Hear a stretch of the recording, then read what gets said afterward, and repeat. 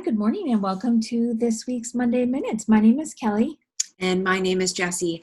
And this week we're going to talk to you about the differences between recording local use and using a statistical patron. So Kelly, tell us a little bit what the difference could be between these two. Yeah, absolutely. So there is a system preference called local use on return. So you could turn that on, and anything that's laying in your library, in your reference area, your reading room, you could check it in and track the fact that that had been used. And it's just once it's turned on, you check something in, a local use will be applied, and you can run reports within your system to see how many local uses by shelving location or collection that your library is using. Now, there is a second option, and that's actually creating a statistical patron, and that's what we're going to walk you through today. This gives you a little more control on reporting because the statistical patron is connected to a borrower number. Now you can pull out more information and look at that exact time. You could focus in on, let's say, just a reference collection that maybe doesn't circulate, or maybe you don't barcode your magazines and you just want to keep track of all those magazines that are going through. Lots of different uses for it. So Kelly, let's start in administration and show them the differences.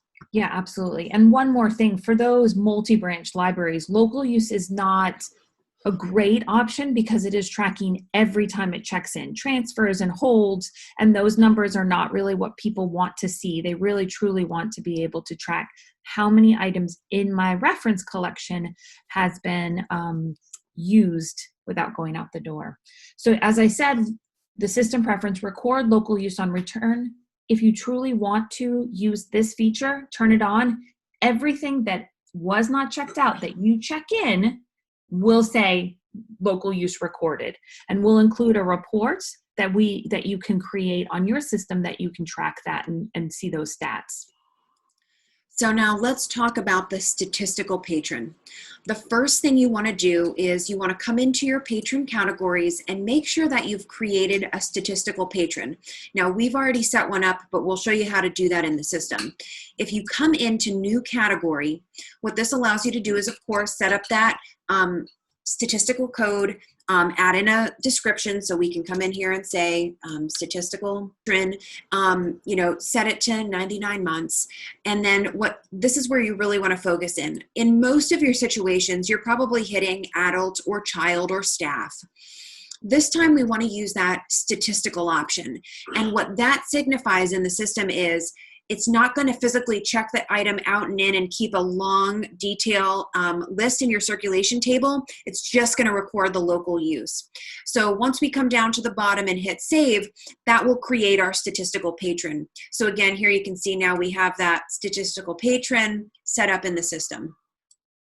Now, our next step is going to be actually to create those statistical patrons. So Kelly, give us a couple examples here that we can create. Yeah, absolutely. So when you go to think about the areas in your library that you want to track the items that don't circulate. So you want to be able to say this was used in my library. So your reference collection, maybe your archives where you have to walk somebody to the area, unlock the cabinet, but you still want to track to see those are being used, and also your periodicals. So here, when we create an adult, we're going to make it specific to that type of statistical patron we want. So here we're going to use statistical patron magazine. So our circulation desk knows to check out any magazines, or check out, I'll use my air quotes, any magazines to this patron, and that will track those uses.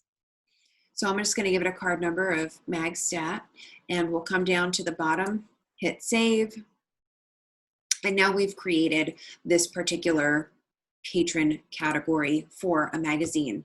So when we go over to our checkout phase, this allows us to come in and essentially start to scan those. We've also created another one for reference. We set one up beforehand. So as you see, as I start typing in, I have that statistical patron for magazine, or I have that statistical patron for reference. So we'll use reference now for an example. So we're walking around, we've noticed that there's a few titles that were left in the library, so we know they've had some type of use. So now we're going to scan that barcode and enter it in check it out. This gives us a different pop-up. You'll notice again that circulation table does not populate. It's just giving us that local use recorded. So now we can easily keep track of that information.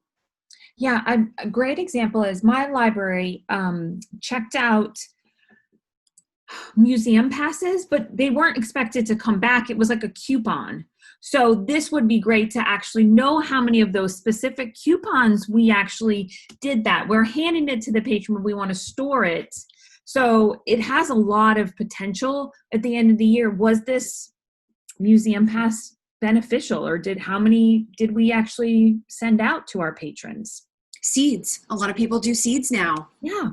Another great way. Absolutely. Absolutely. So now that we've done this, Jessie made it super easy with her barcode was stat. So you don't even have to have a barcode you're looking for or a complicated name. Just type in stat or whatever is really easy for you to do.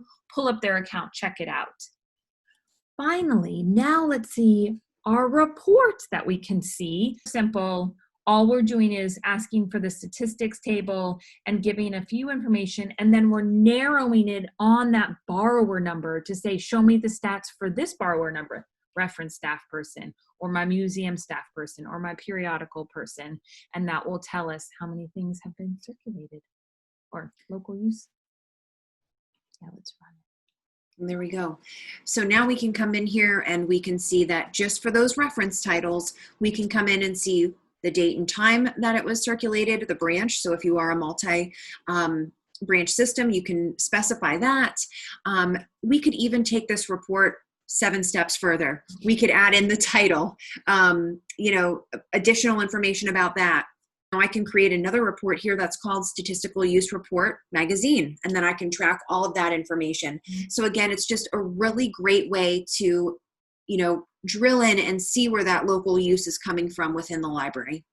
Yeah, absolutely. This is really helpful. And I think a lot of people forget that there is this opportunity to do this outside of doing it through the local use system preference. So this was great. Thanks, Jessie. Yeah, thanks, Kelly. I just have to say we got lots of responses from our anniversary, and we did get somebody that responded very quickly once it was announced.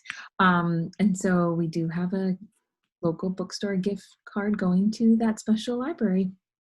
All right. And this week we celebrate 50 episodes. 50 episodes. So thanks for hanging in there with us. And send us what you want to see. Yeah. We love hearing from you. If you have suggestions of something you want us to do on Monday Minutes, send it in to us. Yeah. And we can't go anywhere. So we're stuck with doing this. So please have some fun. Okay. Have a great week. Have a great week. Bye-bye. Bye.